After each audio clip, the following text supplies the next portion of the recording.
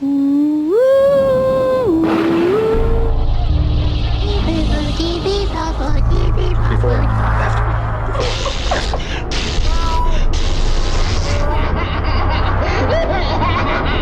turned out to be completely unreliable assholes. Hey, Tim. Hi, Ryan. Good evening. Good to see you. You too. I'm sorry, I mean, hello, Ryan. Very good to see you. Hello, Tim. I'm going to have I can't do a British accent, sorry. Oh, we'll always do whatever That was this is, the Dan. best I could do.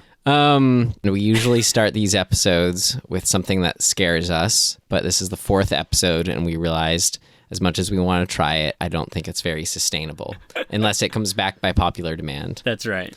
So we'll talk about it on Twitter or something. I've been thinking a lot about our last episode though. Oh, really? Which was on Insidious. I just wanted to say something about it before we got started, if that was okay with you. It's fine with me. I'm very curious. Well, it was our first review that was a movie that we didn't like. True. And that's something that's, I'm sure, going to happen plenty. And also true. Probably more often than not. I don't know. We had a good string of the first two. Were good films. But I don't know. It was just looking back on it, I felt really bad for Patrick Wilson, who I specifically was calling out and giving a bad time. And not that I'll ever hear this, but I felt like I should apologize to him. And I wanted to acknowledge that on these films, I don't know. It's weird. Like, it's easy. It's hard because it's fun to put them down, but there's like real people who worked on them, you know, and they are trying their best. And I always like to fall back on the philosophy that no matter what, even those people that we, you know, we're ragging on for pretty good reasons, the filmmakers, everyone is trying their best. And I think a lot of, you know, not a lot of it, but there's definitely some envy there for these people who are fortunate to be in a position to actually get the money and try to make these movies. And Patrick Wilson included. I'm sorry about again. But it's just something we're going to be bumping up against. Yeah, and I think that you're allowed to not like somebody. Yeah. You know? It doesn't mean you're saying they're a bad person or anything, right? People should be able to take criticism. Yeah. But also, not even just criticism, like, you should be able to say, I just don't like this particular actor or this particular performance or whatever. Right. And it's not like you're not, I don't know. Right. That's why we have our segments as things that worked for me and things that didn't work for me. It's not things that were good or things that were bad.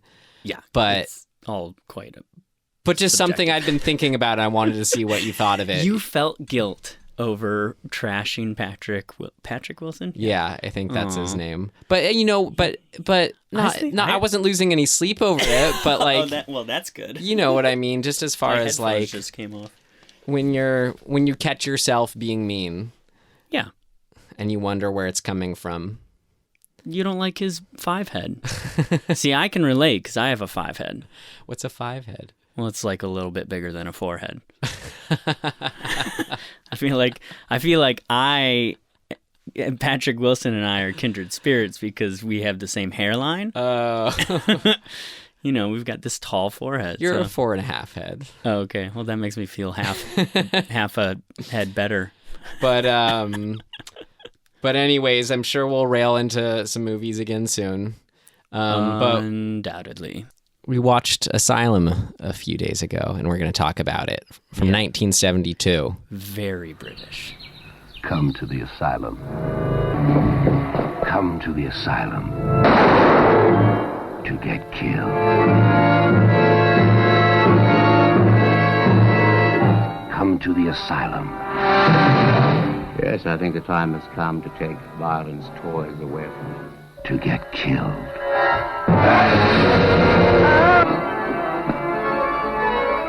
Come to the asylum. To get killed. Asylum. What did you think of Asylum? What would you rate it for our rating system? Oh, man. Let's rate off the bat. Well, considering that Oh, I was gonna say I paid for this, but I didn't actually pay for it. Right. Oh yeah, we watched just this via a free Fandor. trial subscription to Fandor, which is a Yeah. cool service. Which, before I rate this, I will say I looked through what Fandor has. It's super obscure stuff. I mean, at least in for me, I recognized almost nothing that's on there. Like a couple of years ago, I enjoyed it. And I'm sort of I'm not sure it's for me personally because I don't even know where to start because nothing looks familiar. We can sort by genre and just look at horror. I will do that. Yeah. We'll see. For your remaining 2 days or whatever. I know, yeah, it probably is only 2 days. But maybe we'll get it someday, or maybe we could get them to sponsor us. Yeah, sure. So I'm not going to say anything bad. It's just super obscure. Yeah. So I got to explore it a little bit. But that's what they offer. So okay. Rent it, buy it, stream it. On the lower end, avoid it. I think this movie needs to be watched, personally. And not necessarily because I think it's good, but because it's very of its time, and I think it's actually potentially a fairly big influencer for certain filmmakers, current filmmakers or recent filmmakers. So I think it's sort of important in a way, at least what they're doing. Anyway, so I think because of that alone, I would say I'd rent it for sure. I'd spend $4 or whatever, $5 to watch this. Yeah, I say Definitely. rent it. I thought it was definitely one of the better better horror anthology films I've seen, which usually you get excited about, and it's just they're so bad, or there's only kind of one good one among them. Yeah, but I've only dipped my toe in that the more contemporary horror anthologies maybe 3 times in the last year or so. And another one I liked was The House That Dripped Blood, which is, I should say another British one I liked, which was a Hammer horror film. Yeah. So and Peter Cushing was in that too. Oh, really? He's a go-to guy? Yeah. So yeah, I'd say rent it. Cool. Yeah. So should we break down what worked for us? Sure. Oh, no, we should give a summary. Oh, right. Thank you. We forgot last time. So here's my version of a summary. It's obviously, like we said, anthology. So it is England, somewhere in the English countryside, and a doctor of some sort, psychiatry, I guess, shows up at an asylum to, I guess, interview for a job. Mm-hmm. And so that's sort of the setup, right? He's the outsider coming in to discover what's inside the asylum, and then he's given this sort of task to test his abilities to go through each of the patients to see which one of them is the former head of the asylum who is now committed. And so that obviously is the setup for us meeting each patient, and then each anthology, or whatever you call it, each story is each patient's story. So there's 4. Wait a minute. There's 3 that are separate, and then the 4th story takes place in the wraparound world. That's right. So there's 4 patients up there. Yeah. And an orderly. Yeah. And that's really it. You get these flashbacks of why these people are supposedly crazy. Yeah. That's it. Great summary, Tim. Yeah, buddy. I worked really hard on that. All right. Let's see what worked for us. What worked for you? What worked for you? It worked like a charm, Smith. What worked for you? You go first. Well, wait, okay, what were you just saying? What did work? I just loved with these anthologies, it's always like, okay, well, what's the wraparound, as I said. I thought this one was great, it was fun. You go from patient to patient, and then you see what put them in the madhouse. Yeah, and it's sort of dual leveled, right? Like you by predicating it on this who's the former doctor of the asylum, you're on that ride, right? Like you're wondering that too. So you're trying to solve, quote unquote, solve the mystery while you watch these flashbacks of these patients, which are, you know, stories within themselves. Yeah. So I think that's a fun and smart way to, you know, create a thread between the 3 stories or 4 stories that you get. I think it's super smart. Yeah. And fun. It was fun. It's always that, like, the anticipation of the next one. Yeah. And then a fun way to sort them. And then it was cool because you actually had the person who was in the story in the flesh, which usually isn't, I would say, totally typical in horror anthologies, where it's like, you know, the VHSs are just on the tape or blah, blah, blah. But there's actually the physical link of the person being there. I liked that. That's interesting. Yeah, I hadn't really thought about that. I mean, just starting from the beginning of the movie, like with Night on Bald Mountain playing. Oh, that's right. And a very, like, it seemed to me like it was a really specific composition of it. Like, it's like whoever did the music for this, I had not heard, at least. It sounded like it to me. It didn't sound like the versions of that, like, that I've traditionally heard. So maybe I don't know. It was turned up way loud.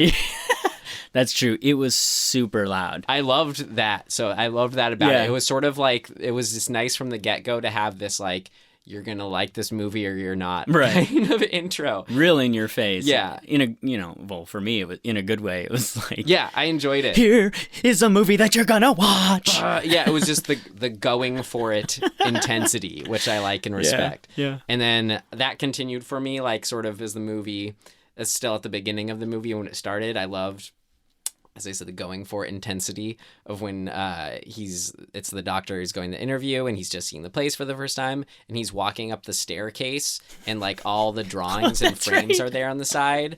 And it's just, like, really, it's an extended sequence of the camera just sort of showing all the artwork of the asylum, of just sort of like these old drawn sketches of insane people at the insane asylum. But the camera, like, did a full 360 degree rotation and the intense music was playing. It's real. I mean, to me, my initial reaction to that stuff is like, this is so over the top.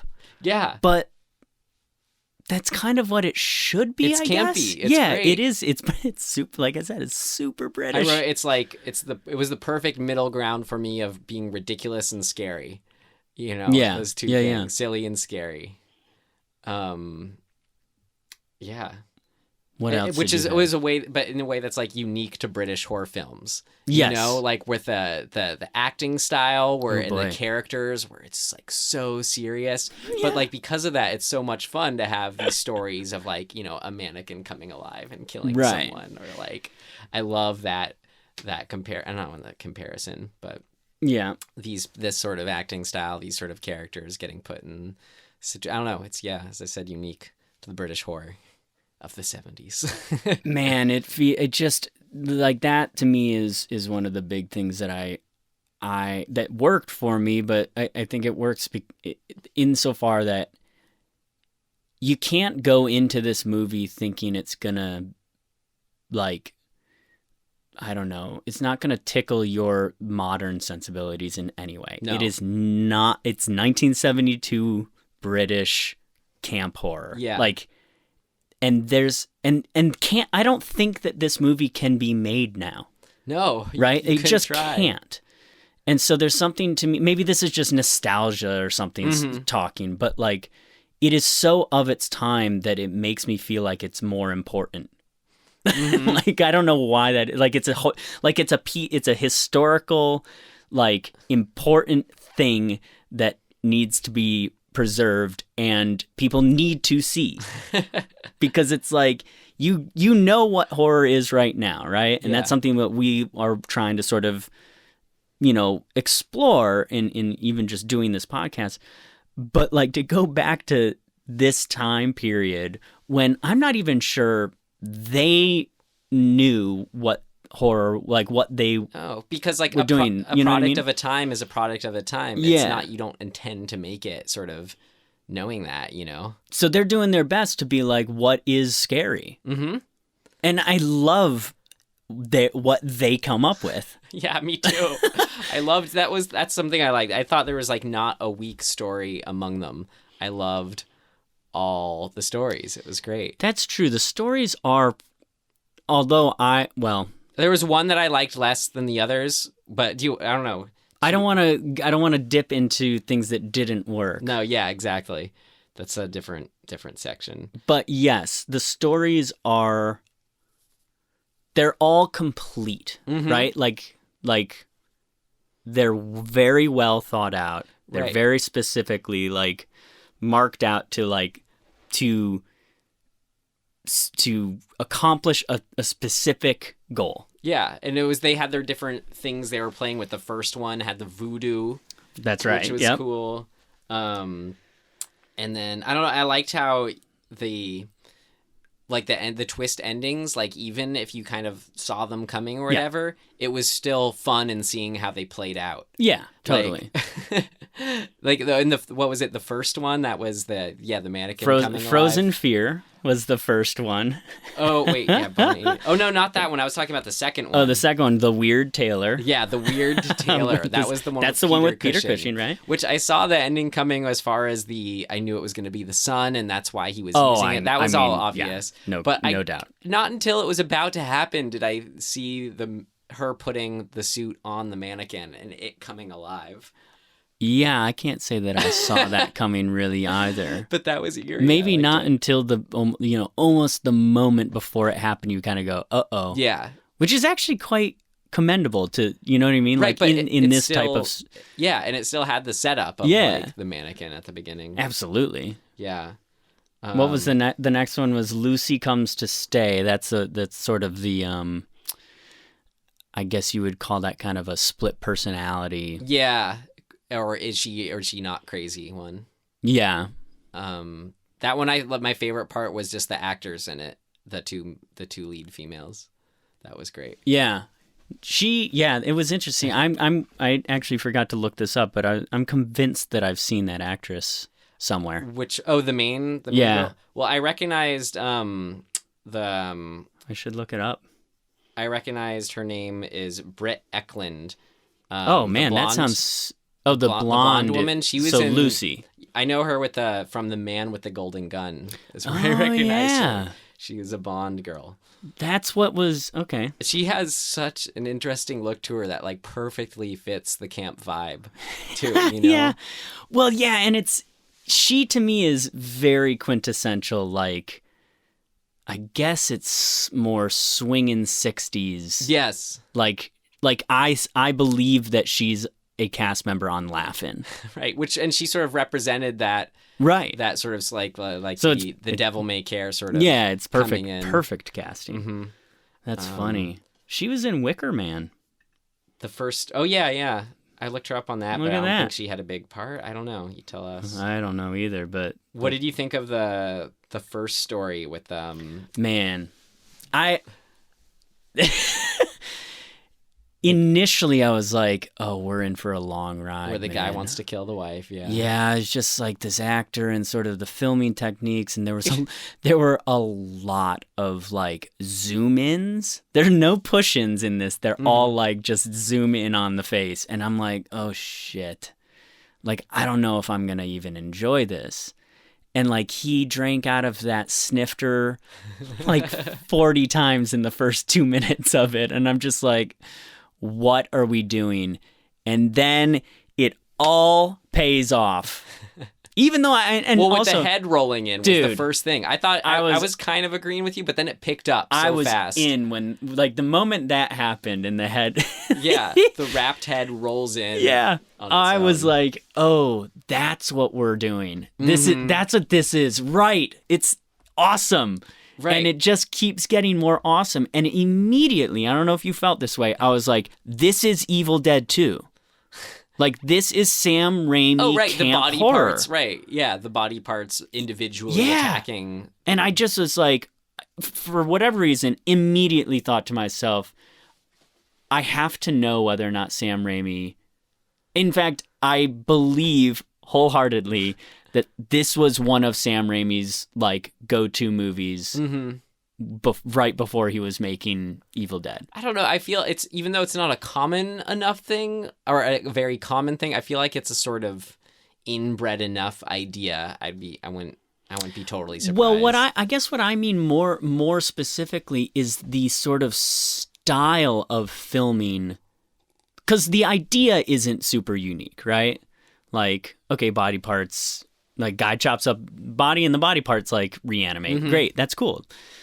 But the borderline absurdly humorous and also like fairly disturbing at the same time, like hitting that sort of balance between those things with the angles, with the like how long you're kind of lingering on the body parts at different points, just felt like Evil Dead 2 to me. Mm-hmm.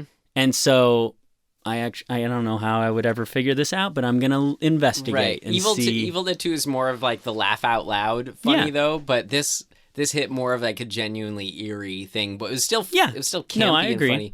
And it was interesting, like you'd see how they were working within their budget, but like effectively so. Totally. So like to have the body parts wrapped up in like the brown paper, like it made it eerier in a way. But it did, you're right. Where you couldn't see them, but you knew they were there. But at the same time, it like, I'm sure it saved on the budget too. There is something really interesting and unsettling about this, just wrapping a body part up.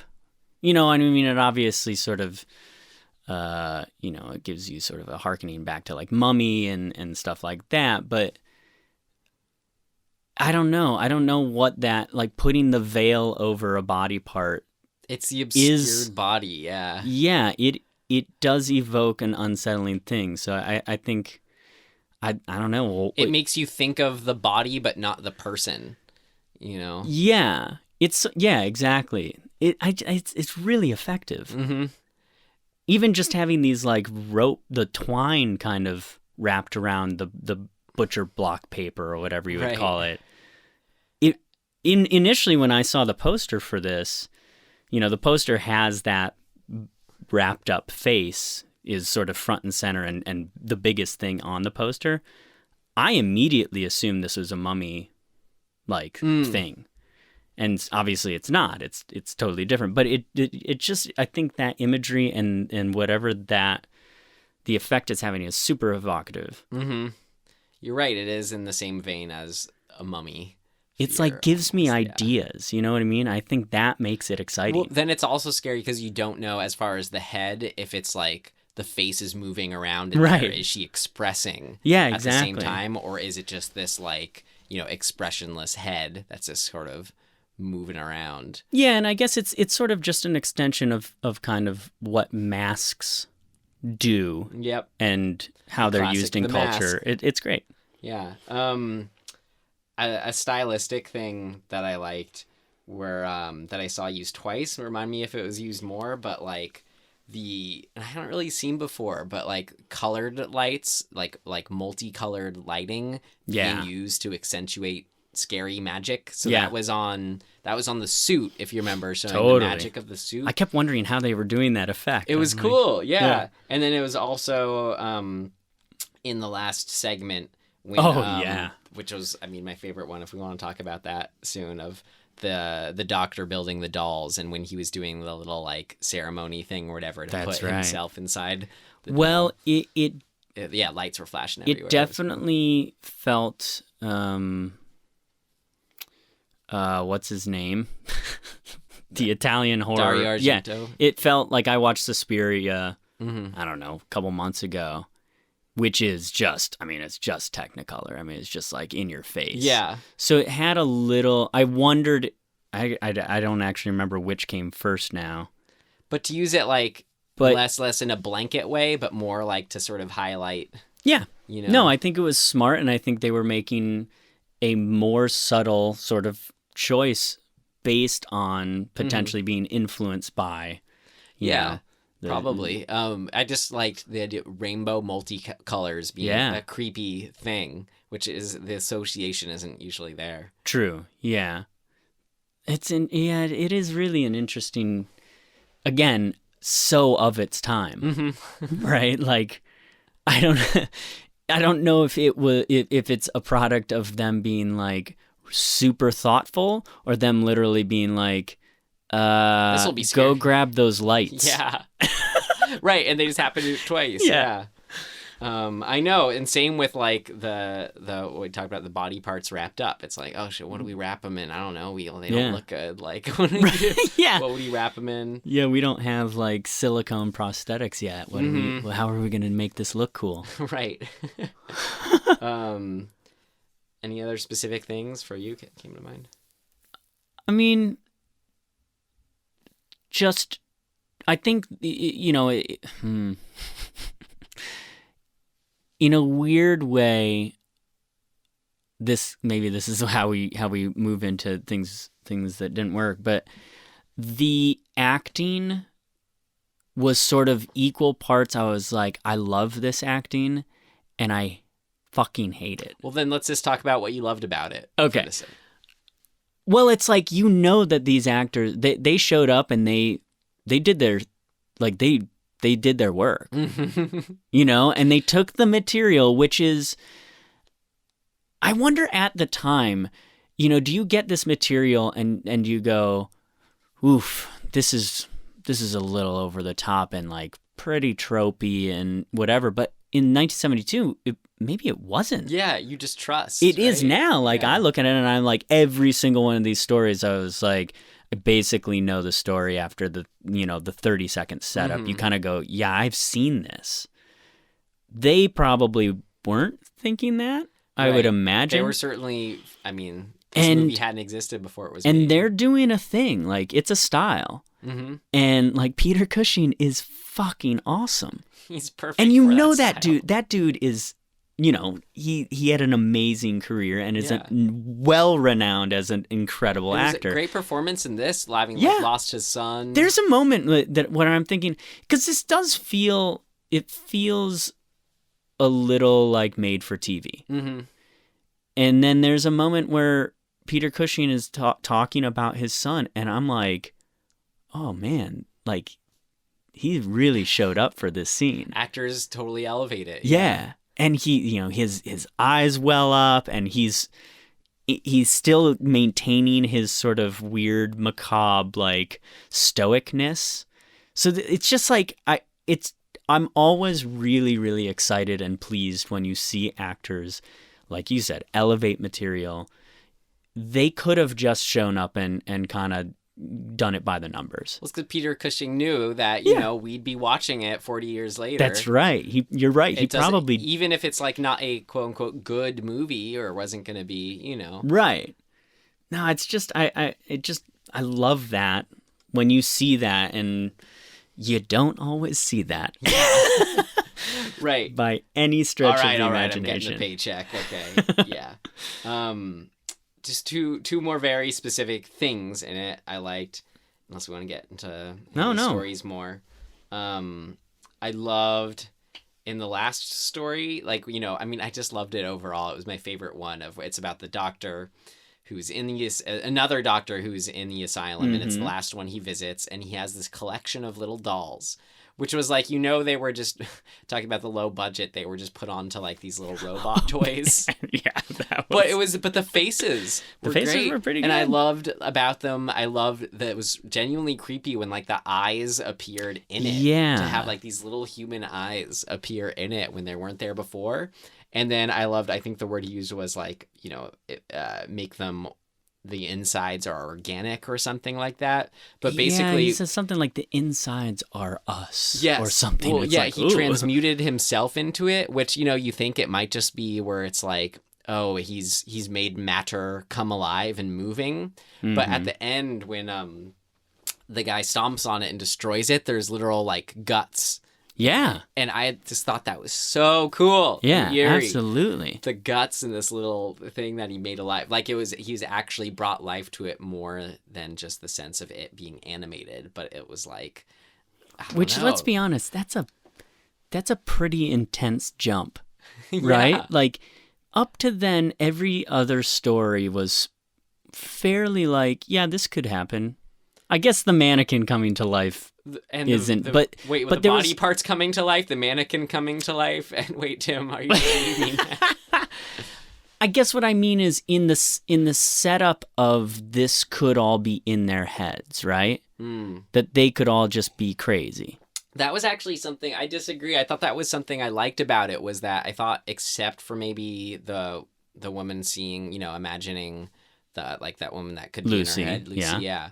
I thought they all were like, it seemed like there wasn't too much doubt that these things actually happened to them. Because like for me, in the first one, the Frozen Fear one, right? The woman who is describing this story, who's in the asylum, is the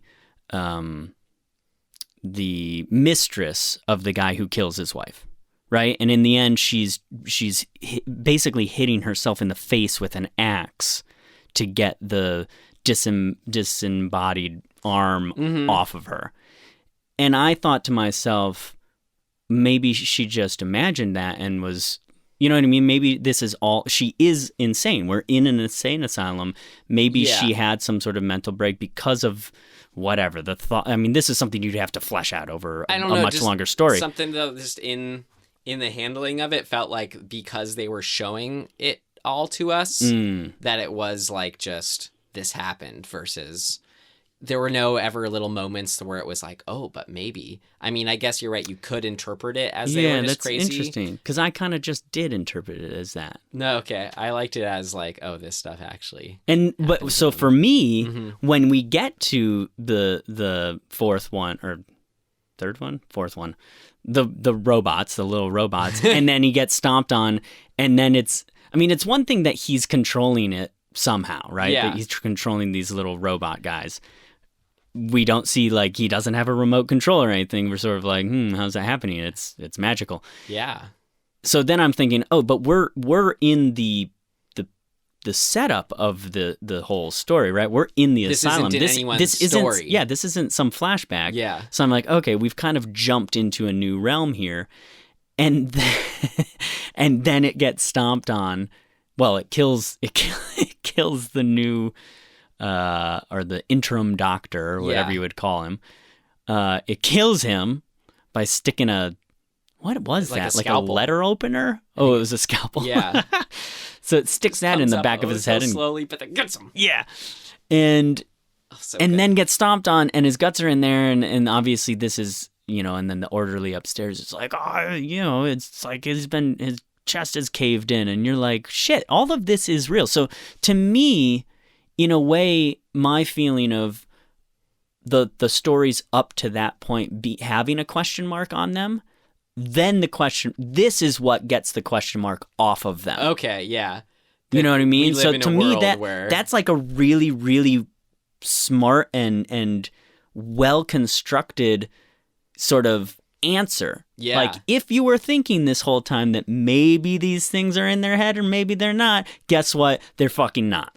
True, yeah. So maybe that's why I left with that. Yeah. Left with that impression. But that was great. The guts. It is awesome. It looked kind of like, I don't know, what do you think? Like kind of... like fish guts or something. Yeah. I thought of like cherry upside down cake. Have you ever had cherry upside down? Like those canned cherries, It looked like guts to me.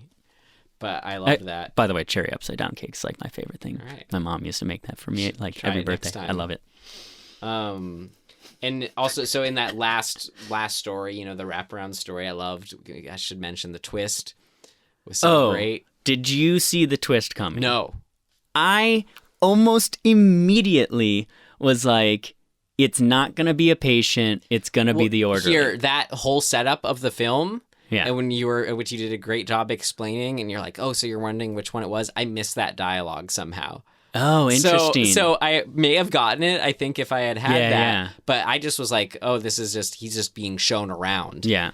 So this, to me, this really, for me, is the biggest, I don't even know if I want to say what didn't work. But it is, I don't know. It's not that it didn't work. It's just that I knew it wasn't, I knew in almost every step of the way, I knew the end. Yeah. And I kind of was annoyed by it. Which was, that it was that the orderly was actually the doctor that he was looking for. Right. The doctor that he was supposed to make. But even within the actual stories, I kind of was like, she's split personality. Yeah. Like her, the corpse is going to come back alive. You know what I mean? So except for the mannequin coming, like Right. actually animating. But then how about the how of how it happened with the twist and how then he killed our hero doctor that was interviewing there? Like, I thought that was so great. With first, it was like, okay, so he discovers the body of the actual doctor, and then the orderly, or the guy who's posing as the orderly, who then kills our hero, he takes a stethoscope and strangles him with the stethoscope, which I hadn't seen, thought was great. And then he uses the stethoscope that he used to strangle him to check it on him and like listen to him. And then and then he went into, which was my favorite crazed laugh in anything I'd ever heard, which we should play it now. Can you? Well, I mean, yeah, we'll insert it now. Here we go. Ready?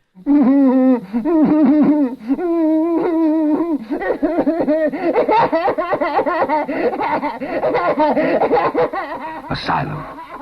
The most exciting film you'll ever see. Isn't that amazing? He's so dedicated to his insanity. I love it. So if you pulled somebody off the street, we should try this. Mm-hmm. We should pull somebody off the street and just say, okay, you're insane. Go. Give me 10 seconds of your most insane laugh. Well, in LA we might actually be able to do that. No, as far as everyone's an actor. So. Yeah, I know, right? I just think it's such a good moment. It won best this one, though. This one takes the cake. And I hope you thought so, too. God, it was great. Okay, well, things that didn't work for us. It's not ready yet. Seems to work okay. No, something important's missing.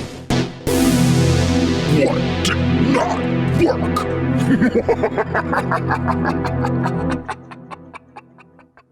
Yeah, I mean, the sort of tropey predictability of it is, I mean, like I said, I don't want to use it as a mark against it, but it just was something the whole time where I'm like, yeah, well, yeah. So I don't know if it's not that it didn't work. It's just that I was like, eh. But I really like this movie, so I got over it really fast. Right. I was like, that. I guess what it is, it's like I acknowledged very quickly that that's what this movie is. Mm-hmm.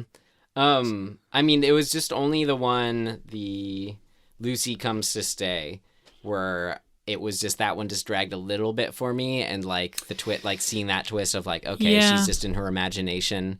That one, it had the cool. It was like the scissors impaled. The scissors in her brother. Yeah, and then the knife.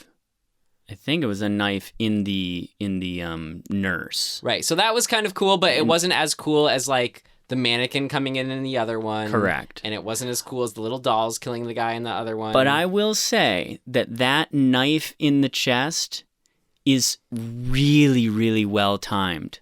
Like the setup and the actual timing and the execution of that quote unquote scare got me to be like, I'm going to back away from the mic. Got me to be like, oh, yes! Yeah, no, that was a fun kill. It was a really good fun kill. Yeah. And I was excited about it, and it made up, I think, a little bit for the kind of dragginess of that episode, I guess. The curse of being the last one in an anthology film. Well, you said there was something that the performances also didn't work for you. What did you mean by that? It's just a style. I mean, it's a time and style. You can equally relate to both times. Yes. Yeah. Yeah. I mean, I don't know if you call it melodramatic. It just feels, like I said, it's made for TV feeling. Mm-hmm. Which is a weird thing to say. Like, this movie really for me is a bit schizophrenic. Mm-hmm. Like, or not the movie itself, but how I feel about it. Because I like the fact that it's campy and over the top and ridiculous. It makes me feel good. But from a critical standpoint, I'm like, that's not good. For me, like, I'm like, ugh. When you say so that... it's weird. I don't know why. That style of acting that's in being able to relate to the part of it that doesn't work for you, are you actually talking about the writing? Because I feel like they're just acting what's true to the writing. Ooh. Like, it's the dialogue versus necessarily the performances. I don't know. know. It's kind of the stuff in between the dialogue. It's kind of the muggingness to it, especially in the first one. I mean, man, that dude with his snifter. I mean, he mugs hard like 4 or 5 that's just who he is. Yeah, and it in the hands of a Peter Cushing, that stuff just doesn't. It's not bad. Mm-hmm. But in a lesser actor, and you're right, part of it is the writing, and part of it's all of the things. Yeah, it's directing, it's writing, it's the choices, it's the style of the time, it's all those things. Peter Cushing really believing it and acting well versus the snifter guy is just sort of like, okay, this is the robe, this is who it is, blah, blah, blah. Right. Like, kind of, I get what you mean, more caricature. Yeah. I mean, it's like the doctor who sets the task, the doctor of the asylum who sets the task for the arriving prospective doctor, by the way, he's a pretty famous dude, right? He's the guy... Which one, the guy in the wheelchair? Yeah, the guy in the wheelchair. I was going to mention that in the things of note. Okay, we'll get to it. But that actor... Patrick McGee. Yeah, I mean, I have a hard time with him because to me, he's a fairly over-the-top actor. Mm-hmm. Like, I feel like he's it's a style. I don't know. He's working too hard. Yeah. I don't know. For me, that's just like, it's more a character actor kind of feel. I like that. But there is such a fine line, I think, sometimes with character actors between being a character and interesting and being a fucking caricature and being hammy. Yeah. And, you know, in a different movie, I'd be pissed. I'd be like, that guy sucks. In this movie, I'm like, it's kind of, it's fine. It's kind of just right for this movie. But that's why I say I feel very kind of conflicted about this. It's weird. It's hard for me to criticize it because I really enjoyed it. Is it the casting too? Yeah, exactly. Itself versus the performance, You know, did they offer it to somebody better? And he was like, I'm busy. I'm having tea. I'm very British. But he's great, though. And a crumpet. And a biscuit. Patrick McGee. Yeah. He's great. I didn't have a whole lot for things that didn't work for me, actually. But it was like, there was only one in the first segment when, where he talked about and gushed about just loving all the limbs, attacking them. But the aspect of that where I was just kind of like confused, but in a not good way, was her attacking back with the axe. It was like you couldn't tell if there were any actual blows landing. Definitely there not. Was like no, like, was she just trying to scare them away? There was no blood or dismemberment or anything, which just sort of felt like that should have been part of it, which was, I was like, is that then? Budget. Right. I think it's just budget in that case. Which works when it's so brief, as in, like, in Psycho, the knife touching skin. But it went on and on, didn't it? So it's like, man, she's swung this axe like maybe 50 times. Right. We still don't know if she's hit it at all. It was specific. Yeah. That was kind of bugging me. That's funny. Yeah. I actually thought after the first one, because there was no blood in the first one, I was like, ooh. Is the whole thing going to be bloodless and sort of, is this because of maybe like the rating system at the time or like the censors at the time in Britain? Maybe it was there was sort of certain rules and you couldn't, but then in the next one you saw blood. Are you ready to go into things of note? Totally. Things of note! This should be interesting.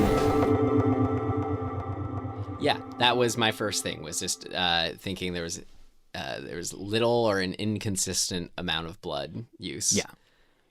Yeah, I mean, it really does. We could definitely look this up, I'm sure, and figure it out. But it begs the question, like, what are your limitations based on the time period?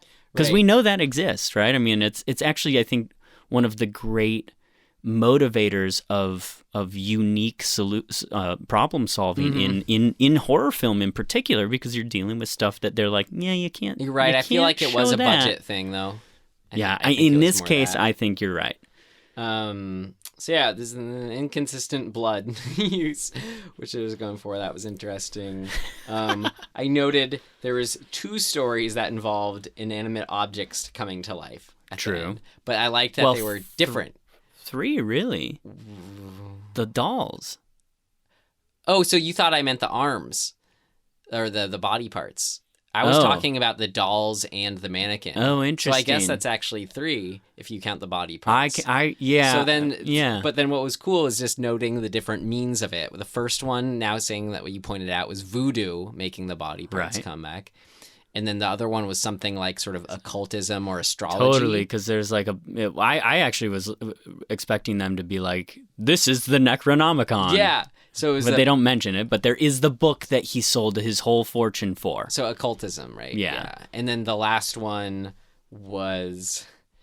it was super cool, and it was creepy because it's hard to put a name on it. It was transmuting the self using like intense psychological, but then there were guts in it, which made it stand I just apart. had a realization. Yeah. The third one is Fight Club. What do you mean? It's the same premise. Oh, the third segment. Yeah. Not the third of what we were just talking about. Isn't the Lucy one the third one? It is in there. But I thought you meant third as far as the 3 different examples of. Oh, no. objects. No, I just mean the third episode of this anthology is basically Fight Club. As far as that the aspect of yourself. This movie was so prescient. It really like paved the way for great films to come. Yeah. Whether it knew it or not. A story that's been told 1,000 times. There's also, I think, in the Lucy one, I'm sorry, I'm totally interrupting your point, but in the Lucy one, there's sort of a weird, like, don't do drugs. Oh, right. It's like, is it speed? Like, what are her pills? Is it just sort of like, what are we talking about? Is that what? I actually think that's what's making her see Lucy, but that's not really ever explored because Lucy doesn't want her to take the pills. So it's like, if Lucy wants to exist, then she shouldn't take the pills. Yeah, the pills like, thing was kind of... I'm confused. But anyway, back to your point. I wasn't really making a point. I just was... Inanimate to animate. These are just noteworthy. I just thought those were the 3, that was a reoccurring thing in it. But it was done in such a way, since they were different each time, it wasn't... I just loved it each time. Well, and I guess you could say in the Lucy one that she's turning an inanimate thing into an animate thing too. It's her imagination is becoming animated. Is one's imagination inanimate? I think it has to be a physical... Well... It's not... It doesn't... It's not animated. Yeah, so it's inanimate. All right. Well, that's a stretch, but... That is a stretch, but I think it's a stretch that this movie would be like, yeah. Yeah. All right, great. So they're all tied together through that. We did it. We figured out the through line of the through line. Well, here, this was a thing of note, something a through line of a through line. I was reading Roger Ebert's review. Oh, yeah? And he was basically saying he viewed it as they were all about people who were obsessed with something. And the reason he said that, this is what I wanted to note, which was interesting, was Roger Ebert. He interviewed the producer Max J. Rosenberg when Max J. Rosenberg was in Chicago. And he described Max J. Rosenberg at their lunch or dinner that he put away about a gallon of coleslaw. And he just kept ordering plates and plates of coleslaw. Ugh. And then he went on to say maybe, Max J. Rosenberg is obsessed with coleslaw, just like how these films had characters who all had an obsession. Good old Roger Ebert. Yeah, right? He really knows how to... There was no review in this review, too. It was just pretty much just on this. You guys should read it. It's That's funny. Hilarious. Robert Bloch, who wrote Psycho, wrote this. Yes, I wanted to mention that. And then we already sort of mentioned that the doctor who's incapacitated in the wheelchair was played by Patrick McGee from A Clockwork Orange and Barry Lyndon. Orange. In probably the most... If you want to talk about, like, actually scary, like, the Singing in the Rain rape scene is one of the more disturbing and terrifying scenes, I think, in cinema. And, I mean, Patrick McGee, just to stay on him, was, like... I don't know, like, that's... I mean, his face in that scene... Right. ...is... like what you were saying as far as what's terrifying about it. Well, as far as like this sort of like, I guess we were calling character actors, but actors who do have a certain, I don't want to say like bigness. Yeah, sure. Because that's usually has a bad connotation. Yeah. Face actors. Yeah. But there's some Kubrick quote, I forget what it was, where like Steven Spielberg saw The Shining, and then he's like, I don't know, isn't the performance kind of like way big, or the Jack Nicholson? And then I forget who that actor is, but Cooper was like, oh, who my favorite actor is was blah, blah, blah. I forget his name, but someone who had the idea of being like a Jack Nicholson type, or like in this case, a Patrick McGee type. Yeah. But like, I don't know how he used them. He knew how to use these types of actors, Right. No doubt. I mean, yeah. And then we said Britt Eklund. She was in Bond Girl and The Man with the Golden Gun. Oh, I wanted to look up the Barbara. Was it Barbara? Oh, yeah. Charlotte Rampling is her name. I don't know what she was in that I like may have seen once, but man, did she look familiar to me. I don't know. I have her up here right now. Vanishing Point, The Night Porter. She was posed nude in Playboy. Do you have a... That's what it is. Do you have a 1974 Playboy? No. Okay. Oh, she was in Zardoz with Sean Connery. I don't even know what that is. You haven't... Okay. Well, it's not quite horror, but you should check out Zardoz. She was in Orca, the killer whale movie. I have seen that, so maybe that's what it is. I don't know. I think it's about it. I don't know. She's just been around. Yeah. Good for her. I don't know. I don't think we have anything much. I don't have anything else to say. No, not really. I mean, we should wrap it up. Rent it. Yeah, rent or it. Or don't. Or get a free trial of Fandor and watch it. Or yeah. Apparently it's on YouTube, so just watch it there. But don't watch it there because it's shit. Since we lost our What Scares Us segment at the beginning, we were thinking of at the end tacking on just something we're watching or a recommendation. Yeah, and we're trying to think of a funny, punny way to say recommendations, and we're not being very successful. I don't know, I said RecomenDEADtions. Or recommended. I don't have it. So here are RecomenDEADtions. There you go. Theme music. Recommendations. I've been listening to a podcast called You Must Remember This, which has been around for a while. I originally found it because somebody had recommended it to me about one of the for this podcast goes in seasons, and every season is a different topic of like the sort of haunted or like weird or creepy history of Hollywood, which is something I like. And so originally I listened to it for the season on Charles Manson, which is fantastic and really disturbing and upsetting at times. And just the woman who does it is great. She speaks very, very like everything is super enunciated. So at first it's a little hard. You'll get over it. But this particular season that I listened to recently is called Boris and Bella. And it's all about Boris Karloff and Bela Lugosi and, the dawn of the Universal monster film era. And it's awesome. So check it out. It's called You Must Remember This. I will. That sounds good. I just finished watching, per recommendation on my friend. I think it's pretty popular. A lot of you have probably seen it. You've probably seen it on HBO. There's the Jinx. Speaking of serial killers. Yes. Or I guess he wasn't, I don't know. Something killer. Serial killer. But, man, that was really good. I wasn't, the first episode when I just thought it was sort of a procedural thing, I wasn't too crazy about it. But as soon as it was like, no, we're interviewing him throughout it, and it became more a character study, that's when it became fascinating. And, like, seeing his sort of like physical tics that he would do when you're holding a lie like that. I thought that was really fascinating. And then I don't want to spoil the ending, but watch it till the end. Definitely watch that. I loved that. Yeah. You kind of make a good point, actually, just to sort of, we'll wrap it up. If you want to direct film and you want to direct actors, go watch documentaries and watch how those people behave, because man, are they like by and large way more interesting. Yeah.